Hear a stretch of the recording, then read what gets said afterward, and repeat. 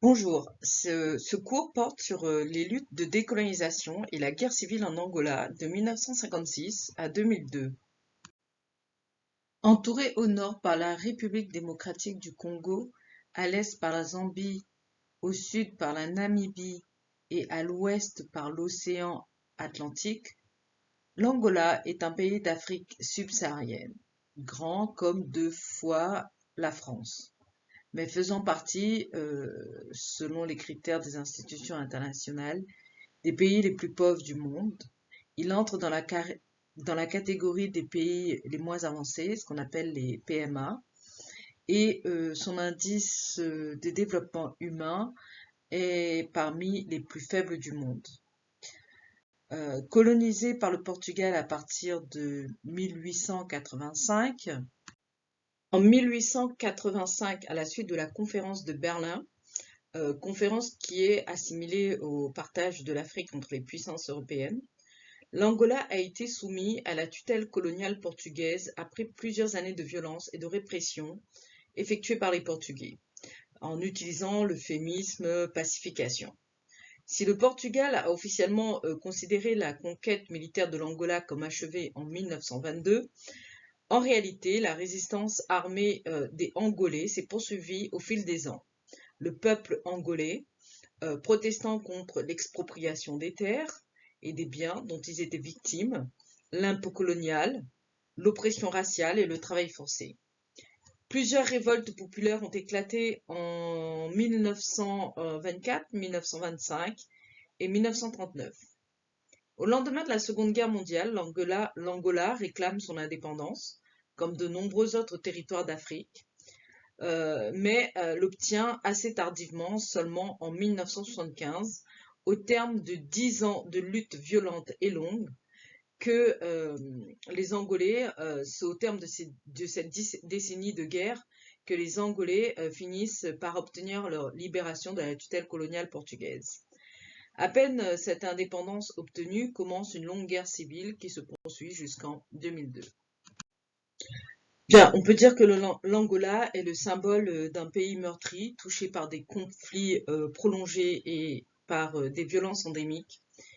Notre problématique tourne autour de 2 questions. Ici, on va essayer d'expliquer le caractère long et douloureux de la décolonisation de l'Angola et les violences des conflits postcoloniaux qui ont éclaté.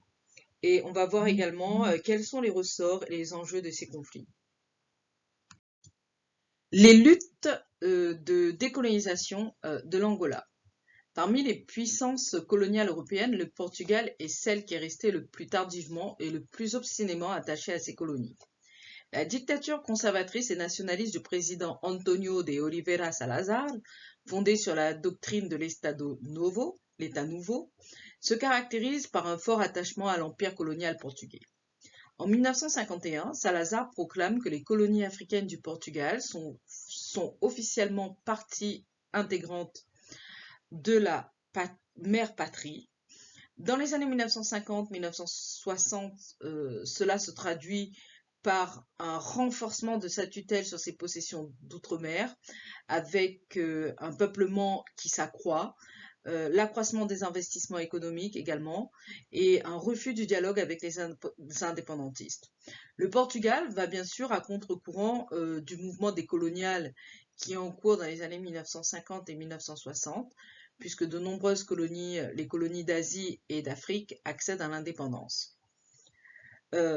Les indépendantistes angolais, ces derniers commencent à s'organiser à partir des années 1950, créant plusieurs mouvements d'émancipation. En 1957, nous avons l'Angolais Holden Roberto qui crée l'Union des peuples du nord de l'Angola, qui devient en 1961 le Front national de libération de l'Angola, le FNLA. Parallèlement, en 1956, est fondé un autre mouvement de libération, le Mouvement populaire de libération de l'Angola, le MPLA. Il résulte de la fusion de plusieurs mouvements de libération apparus dans les années précédentes, comme notamment le Parti communiste angolais. Le MPLA est dirigé par l'Angolais Agostinho Neto, fils d'un pasteur méthodiste. Il appartient à la catégorie sociale des classes moyennes instruites, colonisées, ceux que les colonisateurs désignent de manière condescendante sous le terme de évolué ou educated native. Il fait partie de la petite élite des colonisés qui a l'opportunité d'aller au Portugal faire des études. À Lisbonne, où il suit des études de médecine, il fréquente la petite communauté des Angolais, installés dans la métropole, et ses séjours au Portugal contribuent beaucoup à sa prise de conscience et à sa formation politique. Au Portugal, Neto participe à des mouvements nationalistes angolais et à un mouvement culturel qui vise à valoriser la culture angolaise traditionnelle. Il rédige lui-même des poèmes exaltant la culture angolaise. Il publiera d'ailleurs un recueil de poèmes qui s'appelle Sagrada Esperança, Espérance sacrée, paru un an avant l'indépendance de son pays. À son retour en Angola, Neto poursuit ses activités indépendantistes. Son militantisme lui vaut d'être jugé et jeté en prison en 1960 par les Portugais. Il passe 2 ans en détention, d'abord au Cap-Vert puis au Portugal. Réussissant à s'évader, il passe au Maroc, d'où il prend la tête du MPLA. En février 1961, le MPLA déclenche la lutte de libération nationale. Les autorités portugaises, s'obstinant à refuser tout dialogue avec les indépendantistes, répliquent par une violente répression. À partir de 1965, les luttes de libération s'intensifient. Les autorités portugaises y répliquent en envoyant des forces armées de plus en plus nombreuses, environ 200 000 soldats au début des années 1970, et en consacrant à cette guerre coloniale une part de plus en plus importante du budget national. Cette part va s'élever jusqu'à 50% du budget national du pays en 1971-1972. Malgré l'importance des moyens déployés par la dictature portugaise en Angola, son armée est mise en difficulté sur le terrain. De son côté, le mouvement indépendantiste angolais est affaibli par des divisions internes. À la division entre le MPLA et le FNLA s'ajoute bientôt la création d'un troisième mouvement concurrent, l'Union nationale pour l'indépendance totale de l'Angola, l'UNITA, fondée en 1963 et 1966 par un ancien membre du FLNA, Jonas Savimbi. Ces divisions du mouvement de libération angolais s'expliquent en grande partie par les enjeux de la guerre froide. Tandis que le MPLA de tendance marxiste est soutenu par l'URSS et par Cuba, au moyen d'une aide à la formation de cadres et de l'envoi de matériel et de conseillers militaires à partir de 1965. L'UNITA, dont la création est favorisée par les États-Unis, est un mouvement anticommuniste qui s'oppose en rival du MPLA. Le leader de l'UNITA, Jonas Savimbi, est un Angolais issu du même milieu social qu'Agostinho Neto. Fils d'un pasteur évangélique travaillant pour la Société coloniale de chemin de fer de l'Angola, il a lui aussi séjourné à Lisbonne dans le cadre de ses études de médecine à la fin des années 1950. Ensuite, il a continué à voyager, allant en Suisse étudier les sciences politiques à l'université de Lausanne, puis partant en République populaire de Chine pour étudier les techniques de la guérilla. À son retour, loin d'être devenu maoïste, Savimbi est devenu anticommuniste et social-démocrate. Approché par les États-Unis, il accepte de se rallier à leur orientation idéologique et reçoit en échange leur soutien et leur aide pour la création de son mouvement, l'UNITA. Les luttes de libération en Angola illustrent donc parfaitement l'imbrication des enjeux de décolonisation et les enjeux de la guerre froide. En avril 1974, la révolution des œillets au Portugal met fin au régime dictatorial de Salazar, et par là même à la brutale répression menée par l'armée portugaise en Angola. À Lisbonne, un nouveau gouvernement militaire se met en place, le Mouvement des Forces Armées, MFA, comportant des socialistes. Le nouveau leader, Mário Soares, entreprend de mettre fin aux guerres coloniales et de mener à bien le processus de décolonisation. Des négociations sont alors menées à Londres et à Alger, entre les représentants des autorités portugaises et les leaders des mouvements de libération angolais. La date de la déclaration de l'indépendance de l'Angola est fixée au 11 novembre 1975. Un cessez-le-feu y est proclamé à la mi-octobre 1974. Mais il se déroule dans un climat de grande violence entre les nombreux colons d'origine européenne installés sur place, au moins 1 million d'habitants, et la communauté angolaise. L'année suivante, en 1975, les colons sont rapatriés au Portugal dans l'urgence, au moyen d'un gigantesque pont aérien mis en place à partir de Luanda par les autorités portugaises, essentiellement entre mai et novembre 1975. 90% de la population blanche quitte le pays en l'espace de quelques mois, laissant à l'abandon les infrastructures construites par les Portugais et allant même parfois jusqu'à les détruire délibérément avant leur départ. 700 000 retornados, revenus, affluent au Portugal. Dans un contexte économique difficile, celui de la crise résultant du choc pétrolier de 1973, et dans des conditions matérielles souvent précaires. La guerre civile qui commence au moment de l'accession du pays à l'indépendance puise ses motifs dans la décolonisation et dans la guerre froide. Les autorités portugaises, ne voulant pas officiellement choisir parmi les mouvements indépendantistes angolais lequel accéderait au pouvoir lors de l'indépendance, engagent des pourparlers avec les trois principaux mouvements, le MPLA, le FNLA et l'UNITA. C'est conjointement entre les représentants de ces trois mouvements et les autorités portugaises que sont signés le 10 janvier 1975 les accords d'Alvor, qui prévoient l'indépendance du pays pour le 11 novembre 1975 et entre-temps la mise en place d'un gouvernement de transition pour le 31 janvier 1975. Cependant, à peine conclus, les accords d'Alvor sont enfreints, car les trois mouvements indépendantistes rivaux se déchirent pour le pouvoir. Agostinho Neto considère que le FNLA et l'UNITA comme des émanations du colonialisme et de l'impérialisme, car le FNLA est modéré et l'UNITA soutenu par les États-Unis. Comme tel, il estime que ces mouvements sont à combattre au même titre que l'étaient les autorités coloniales portugaises. Il considère que seul le MPLA, dont il est le secrétaire général, est réellement émancipateur pour le peuple angolais, et que seul ce parti est apte à bâtir une société où l'homme ne soit plus exploité par l'homme.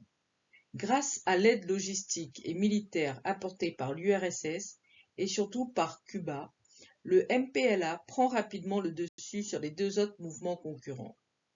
Toutefois, il ne parvient pas à contrôler tout le territoire du pays. Le 11 novembre 1975, Agostinho Neto proclame la République populaire d'Angola. Il s'en auto-désigne président et instaure un gouvernement pro-soviétique soutenu par l'URSS et par Cuba. Le pouvoir est transféré au MPLA. Rapidement, de nombreux pays reconnaissent le nouveau régime. Mais le FNLA et l'UNITA anticommuniste refusent d'accepter cette prise de pouvoir par le MPLA. Ils peuvent compter sur le soutien et l'aide de la République sud-africaine, alliés des États-Unis, et eux-mêmes soutiennent l'UNITA. Dès novembre 1975, des troupes sud-africaines se sont massées à la frontière entre l'Afrique du Sud et l'Angola, prêtes à lancer une offensive pour renverser le MPLA.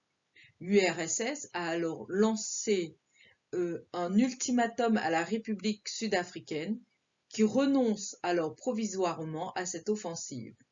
Mais ce n'est qu'une partie remise.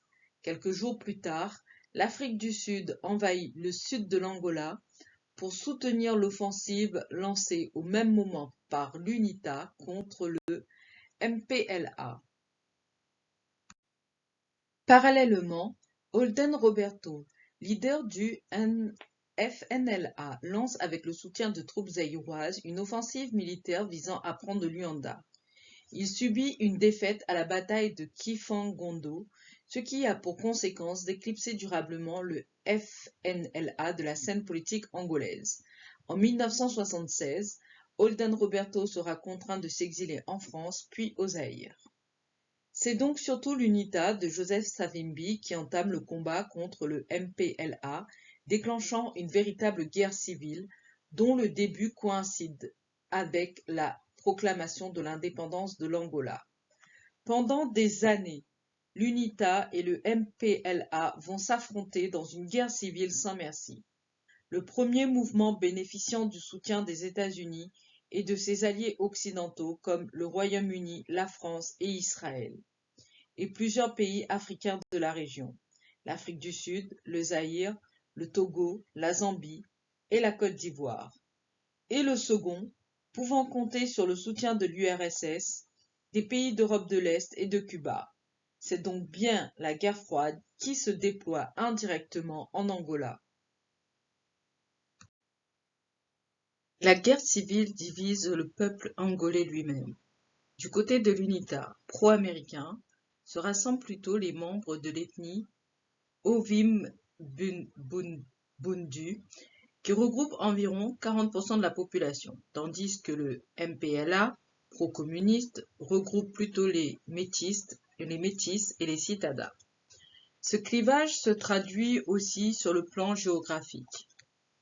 Le MPLA est plus fort dans l'ouest du pays, du côté du littoral, plus urbain, plus industrialisé, plus moderne, tandis que l'UNITA est davantage implantée dans l'est, c'est-à-dire dans l'arrière-pays plus rural, plus traditionnel, souvent désigné par les Occidentaux comme clanique, tribal, ethnique. En 1976, Fidel Castro lance une opération de grande ampleur, décidée à déployer les grands moyens pour aider le MPLA à résister aux attaques de l'UNITA et de ses pays voisins. Il envoie des milliers de soldats cubains en Angola. C'est l'opération Carlota, du nom d'une héroïne cubaine, l'esclave Black Carlota, qui en 1843 avait dirigé une rébellion d'esclaves à Cuba. 36 000 soldats cubains débarquent progressivement en Angola au moyen d'un pont aérien financé par l'URSS.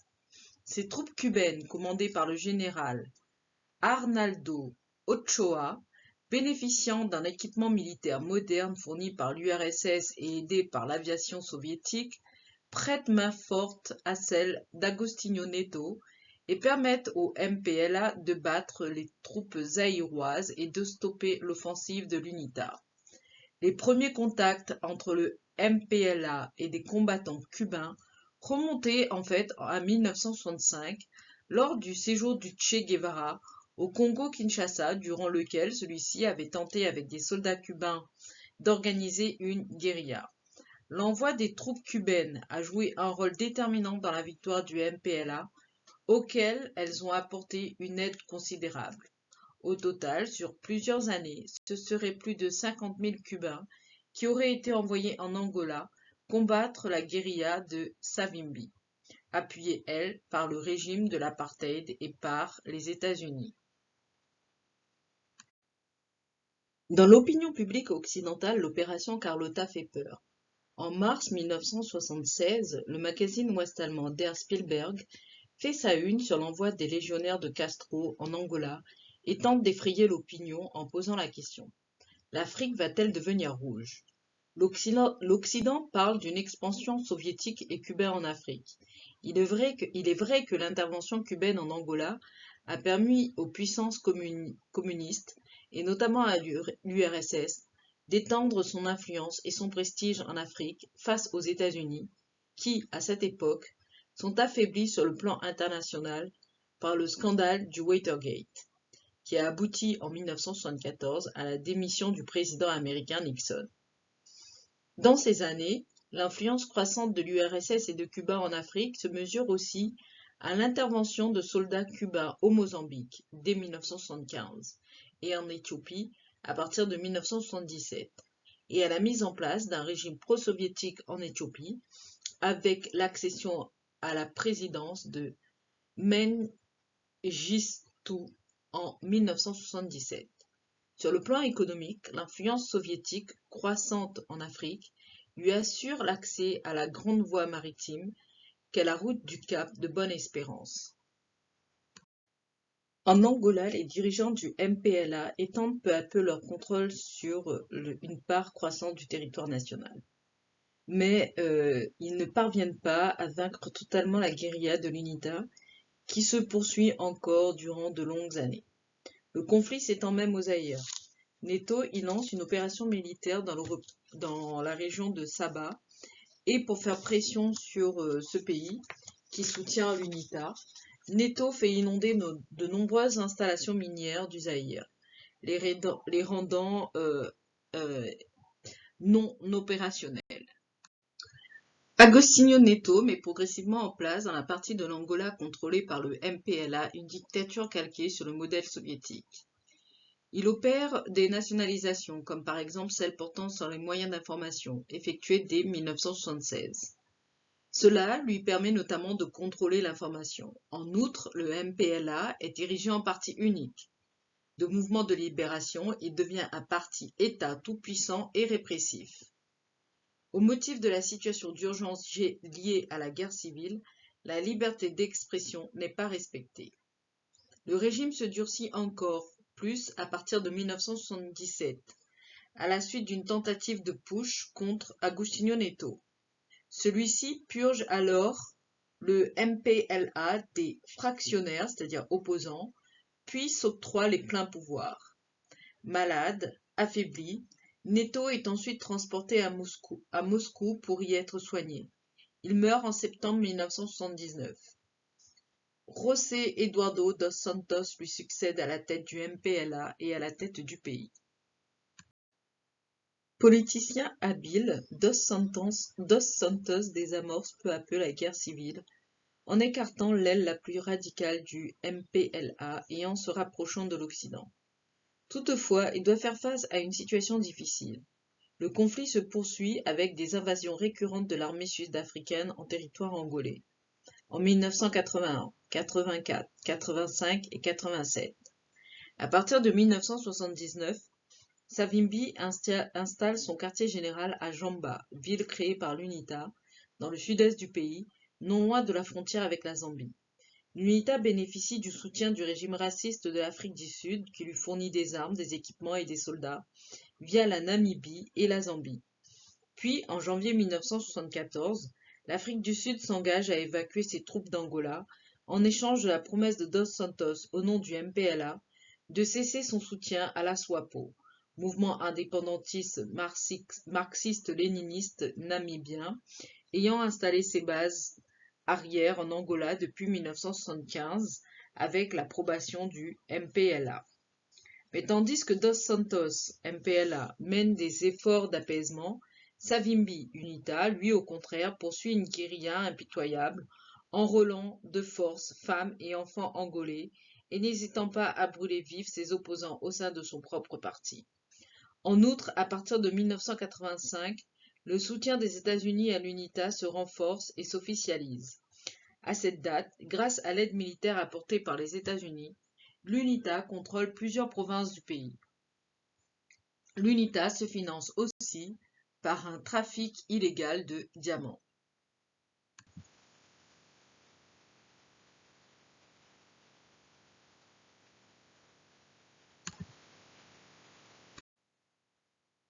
Cuba apporte aussi une importante aide logistique et militaire à l'Angola. Au début des années 1980, 10 000 Cubains sont présents en Angola, apportant une aide dans le domaine de la construction d'infrastructures, écoles, hôpitaux, bâtiments administratifs. C'est non seulement aux luttes de libération en Angola, mais aussi à celles menées parallèlement en Zambie et en Rhodésie, que Cuba apporte son soutien. Des écoles secondaires sont même construites à Cuba spécialement pour accueillir et former les étudiants angolais, éthiopiens et mozambicains. En tout, 500 000 Cubains œuvrent en Afrique en soutien au peuple africain. entre les années 1960 et les années 1980. Entre 1975 et 1989, plus de 2000 Cubains sont tués dans des combats en Afrique. La bataille de Cuito-Cuanavale en janvier 1988. En 1988, la bataille de Cuito-Cuanavale oppose sur une ancienne base aérienne de l'OTAN dans le sud-ouest de l'Angola les troupes du MPLA, environ 20 000 soldats de l'armée angolaise, appuyés par 5 000 soldats cubains. Les troupes de l'Angola, les troupes du MPLA s'opposent aux troupes de l'UNITA, 10 000 hommes, aidés par 7 000 soldats de l'armée sud-africaine. C'est la plus importante bataille engagée sur le continent africain depuis la Seconde Guerre mondiale en nombre de combattants. De nombreux soldats cubains et angolais sont tués lors de cette bataille. Si elle n'aboutit pas à une victoire nette pour l'un ou pour l'autre des deux camps, elle se termine plutôt à l'avantage du MPLA. Ce succès du MPLA doit beaucoup au renfort des troupes cubaines. La bataille de Cuito-Cuanavale contribue aussi à ternir l'image du gouvernement de l'Afrique du Sud, critiqué pour avoir engagé ses troupes dans un conflit coûteux mené dans un autre pays et qui n'apparaît pas justifié par de réels impératifs de sécurité nationale. À la suite de cette bataille meurtrière, des négociations s'engagent. Les États-Unis soutiennent la solution du linkage, lien. Il s'agit lier le règlement de la question rhodésienne ou namibienne à celui de la question angolaise, c'est-à-dire de conditionner l'indépendance de la Rhodésie du Sud, qui deviendra la Namibie, au retrait des troupes cubaines d'Angola. Cette idée était formulée depuis 1979 par l'Afrique du Sud avec le soutien des États-Unis depuis 1981. Dans ce cadre, la bataille de Cuito-Cuanavale constitue non seulement une date clé de la guerre civile angolaise, mais aussi un élément déclencheur du règlement de la situation de la Namibie. À la suite des négociations qui se sont engagées, un accord en 14 points est conclu le 20 juillet 1988 entre l'Afrique du Sud, l'Angola et Cuba. Les trois partenaires s'engagent à appliquer la résolution 435 de l'ONU qui prévoit des élections en Namibie sous le contrôle des Nations Unies en échange du retrait des troupes cubaines d'Angola. Cet accord consacre l'application de la théorie du linkage.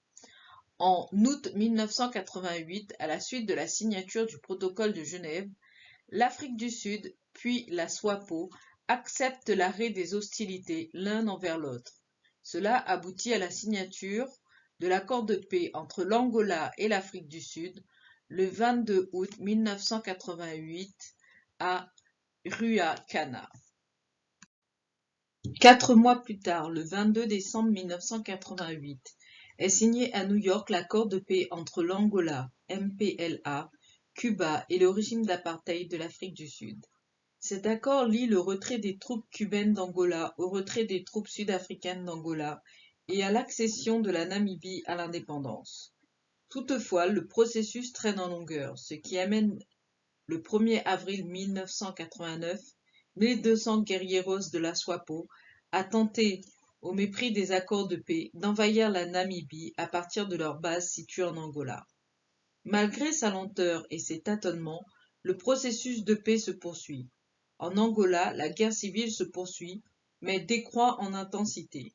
En 1990, le comité central du MPLA renonce officiellement au marxisme-léninisme et adopte l'objectif d'un socialisme démocratique et d'une économie diversifiée.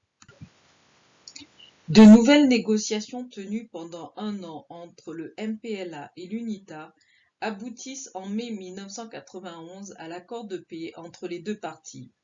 Les accords de Bicès, signés à Lisbonne entre Savimbi, l'UNITA, et Dos Santos, MPLA, prévoient le désarmement des combattants et la constitution d'une armée nationale et la tenue d'élections libres en septembre 1992.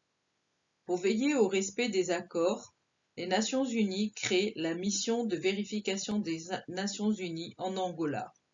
L'année suivante, en septembre 1992, sont organisées comme prévu des élections libres et démocratiques sous la supervision des Nations unies. Dos Santos, secrétaire général du MPLA, est élu président de la République, son parti remportant 49% des suffrages contre 40% à l'UNITA. Mais la paix qui semblait être enfin atteinte s'éloigne à nouveau. Déçu d'avoir été battu lors de ce vote, Jonas Savimbi déclare alors les élections truquées et lance aussitôt une offensive militaire à travers tout le pays. Toutefois, il ne dispose plus d'aucun soutien international. En effet, la guerre froide est désormais finie et l'enjeu de l'Angola est devenu beaucoup moins important pour les grandes puissances. Les États-Unis cessent de soutenir Savimbi et se rapprochent au contraire du régime de Dos Santos, MPLA. De plus, le régime de l'apartheid vient de s'effondrer en Afrique du Sud. Il a été aboli officiellement en juin 1991. Avec la chute de ce régime raciste, Savimbi perd un autre de ses importants soutiens. En septembre 1993, la résolution 864 du Conseil de sécurité des Nations unies condamne l'UNITA, jugée responsable de la reprise de la guerre civile. Celle-ci, qui s'était enfin arrêtée grâce aux efforts de négociation, est en effet relancée par l'offensive de Savimbi. Un nouveau cycle de violences meurtrières commence. Savimbi conquiert Huambo, la deuxième ville du pays, et en fait son quartier général, tandis que ses troupes prennent le contrôle des provinces du nord du pays. Finalement, en novembre 1994, Savimbi perd Huambo ainsi que les capitales des provinces du nord. Suite au revers militaire de Savimbi et aux efforts de médiation des Nations unies, de la Russie, des États-Unis et du Portugal, un second accord de paix est finalement signé à Lusaka le 20 novembre 1994. Les accords de Lusaka consacrent la réconciliation entre les deux mouvements rivaux, UNITA et MPLA, l'intégration des forces de l'UNITA dans l'armée régulière angolaise et la formation d'un gouvernement d'unité et de réconciliation nationale. Ce dernier est mis en place en 1997 sous la supervision de la mission des Nations unies en Angola, MONUA. Ce gouvernement inclut Jonas Savimbi.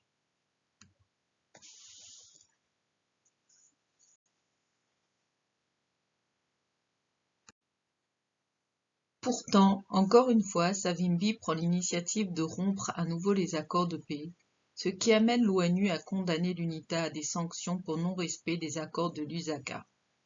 L'UNITA se retrouve alors très isolée sur le plan international. Outre sa condamnation par l'ONU, elle est privée de sa base arrière historique, le Zaïre, du fait de la chute de Mobutu en avril 1997. Elle a aussi perdu le soutien du Congo-Brazzaville depuis octobre 1997. En effet, en octobre 1997, l'armée angolaise MPLA, intervenue au Congo-Brazzaville en soutien à l'ex-président Denis Sassou Nguesso, est désormais en position d'exiger du Congo-Brazzaville qu'il interdise à la guérilla indépendantiste du Cabinda d'utiliser son pays comme base arrière. L'UNITA ne peut donc plus faire transiter armes et troupes par le Congo-Brazzaville. Une partie de ces troupes est en cours de démobilisation sous contrôle international. Enfin, l'UNITA se voit privée d'une partie des mines de diamants dont le trafic lui fournissait une grande partie de son financement. Fin octobre 1997, le président angolais Dos Santos, désormais considéré comme l'interlocuteur légitime par les grandes puissances, convoque un sommet régional et fait adopter un accord de non-ingérence mutuelle entre pays voisins. Au cours de ces années, pour avoir le soutien des grandes puissances, Dos Santos est contraint de faire des compromis. Il est ainsi amené à concéder aux grandes puissances occidentales et à leurs grandes firmes des intérêts pétroliers exorbitants dans le pays et notamment dans l'enclave de Cabinda, enclave angolaise située dans le territoire du Congo-Brazzaville, qui fournit 65% de la production de pétrole de l'Angola. La compagnie pétrolière française Elf a contribué à alimenter la guerre civile angolaise, finançant simultanément le gouvernement angolais, MPLA, et la rébellion de l'UNITA. En décembre 1998, l'UNITA reprend la guerre civile contre le MPLA, sur fond de crise en République démocratique du Congo. En 1999, le MPLA lance une offensive militaire massive contre le quartier général de l'UNITA et ses principaux bastions. C'est un succès pour le MPLA qui contraint Savimbi à s'enfuir. Ce dernier est finalement abattu en février 2002 au cours d'un assaut de l'armée gouvernementale. Sa mort entraîne la fin définitive de la guerre civile, consacrée quelques mois plus tard par l'accord de cessez-le-feu signé à Luanda le 4 avril 2002. La fin de la guerre civile ouvre la voie à une relative réconciliation nationale. En décembre 2002, l'UNITA obtient la levée des sanctions à son encontre par le Conseil de sécurité de l'ONU et la désignation de gouvernements issus de l'UNITA dans les provinces où elle est majoritaire. La guerre civile en Angola aura duré 27 ans, de 1975 à 2002. Elle a causé la mort de 500 000 à 1 million de personnes, sur une population d'environ 12 millions d'habitants, et a entraîné le déplacement forcé de plus de 5 millions de personnes et la destruction des infrastructures du pays à près de 70%. Le pays, depuis la fin de la guerre civile, s'est vu confronté à d'immenses défis. Reconstruire le pays, tout d'abord, ses réseaux de communication, ses infrastructures, réintégrer les réfugiés, ainsi que les anciens combattants à la société, débarrasser son territoire des 13 millions de mines antipersonnelles qui sont disséminées partout sur le territoire national. Le potentiel agricole du pays est l'un des plus importants d'Afrique australe. L'Angola bénéficie en effet d'un climat favorable et compte plus de 3 millions d'hectares cultivables, fertiles. Avant 1975, avant le début de la guerre civile, le pays était en situation d'autosuffisance alimentaire et était même un grand exportateur de produits agricoles, surtout de café. La population est aujourd'hui dans une phase d'accroissement naturel. On est passé de 13 millions d'habitants, environ de 13 millions d'habitants en 2010 à 35 millions d'habitants en 2022. Le pays reste malgré tout l'un des pays les plus pauvres du monde, avec un indice de développement humain qui est de l'ordre de 0,6-0,7. Le taux de mortalité infantile reste encore très élevé. L'analphabétisme touche encore près de 40% des hommes et 70% des femmes. Pourtant, depuis la fin de la guerre civile, l'Angola a renoué avec la croissance économique. Le pays a même connu, depuis la fin de la guerre civile, un taux de croissance supérieur à plus de 20% par an depuis le début des années 2000. Mais cette croissance économique n'a pas du tout soutenu une amélioration du condition de vie de la population. Les inégalités ne cessent de se creuser et la pauvreté est de plus en plus dramatique. Les inégalités sociales sont criantes et l'une des plus élevées au monde. La capitale Luanda aujourd'hui compte plus de 5 millions d'habitants et elle est devenue un vaste chantier. On a également des bidonvilles qui sont surpeuplés, la population vit dans des conditions sanitaires dramatiques, les épidémies sont assez récurrentes, des épidémies de choléra par exemple, mais également le sida qui infecte de plus en plus de personnes. Le contraste est vraiment très frappant entre les bidonvilles et les constructions ultramodernes de prestige.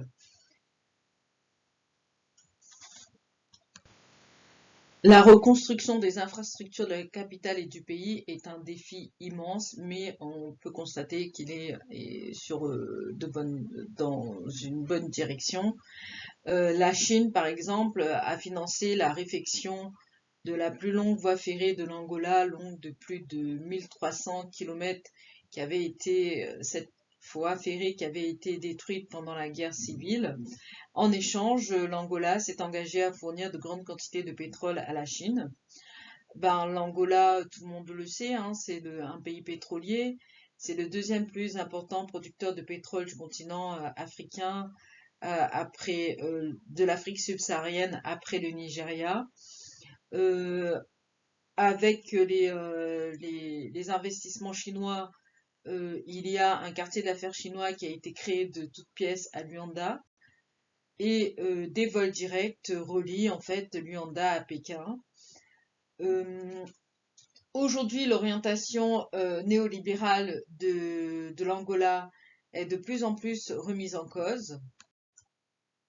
Au début des années 1990, l'Angola a suivi à la lettre les préconisations des institutions financières internationales comme le FMI et la Banque mondiale, avec restrictions budgétaires, libéralisation du commerce extérieur, privatisation des entreprises publiques. Ainsi, la loi sur la privatisation des entreprises de 1994 facilite et encourage la privatisation des petites, moyennes et grandes entreprises appartenant à l'État. Elle permet de privatiser presque dans n'importe quel domaine et n'instaure aucune règle stricte pour contrôler la gestion et le fonctionnement de l'entreprise une fois que celle-ci est privatisée. Ce statut de l'Angola lui a conféré, du moins les réussites de l'Angola dans ce domaine lui a donné le statut de bon élève du FMI et de la Banque mondiale, et ce qui lui a valu de recevoir en 2008 des félicitations de ces institutions pour l'excédent de sa balance des paiements, la réduction de l'inflation et la diminution de sa dette. Mais les méthodes dictées par le FMI et la Banque mondiale n'ont pas fait reculer la corruption. Surtout les orientations néolibérales préconisées par ces institutions nationales ont dramatiquement accru les inégalités sociales, avec un seuil de pauvreté qui touche près de 70% de la population angolaise vit en dessous du seuil de pauvreté. L'Angola voit sa production de pétrole contrôlée en grande partie par les firmes occidentales, 70% de sa production sous contrôle des firmes états-uniennes, et le mécontentement populaire amène de plus en plus le MPLA à partir de 2007 à revoir ses orientations néolibérales. En 2016, l'Angola est frappé de plein fouet par l'effondrement des cours du pétrole et se résigne à faire appel au Fonds monétaire international. Et à 39 $ le baril, les caisses de l'État sont vides, les pétrodollars ne viennent plus remplir les coffres de la Banque centrale, et la diminution des liquidités en devises et le ralentissement économique pèsent de plus en plus sur les systèmes bancaires très dépendants du secteur pétrolier. Les faillites, notamment dans ce domaine, se multiplient, et le temps de croissance positif en 2016 de 2% est beaucoup moindre que les 20% des années 2006 et 2007, voire 17% en 2008. Bien, pour conclure, nous pouvons dire que les luttes de libération menées en Angola ont été parmi les plus longues et les plus meurtrières de toute l'histoire des décolonisations, Généralement négligée, voire ignorée en France, où l'on connaît mieux l'histoire de la décolonisation des colonies françaises et britanniques, et où l'on se focalise surtout sur le cas de l'Indochine et de l'Algérie, l'histoire de la décolonisation de l'Angola et de la longue guerre civile qui a suivi est pourtant fondamentale pour saisir les enjeux et les conflits coloniaux et postcoloniaux et les imbrications avec ceux de la guerre froide.